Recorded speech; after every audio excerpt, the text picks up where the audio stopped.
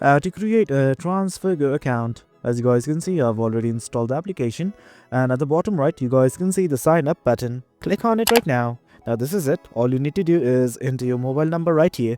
I'm gonna do it right now. And once you've done that, all you need to do is click on the button create account.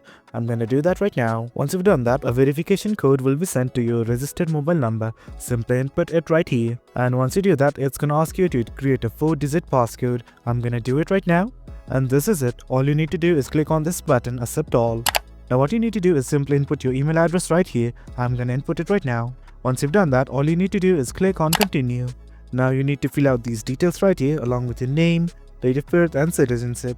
Once you fill out all of the details, simply click on continue. Now this is it. Select the country of your residence. Once again, click on continue.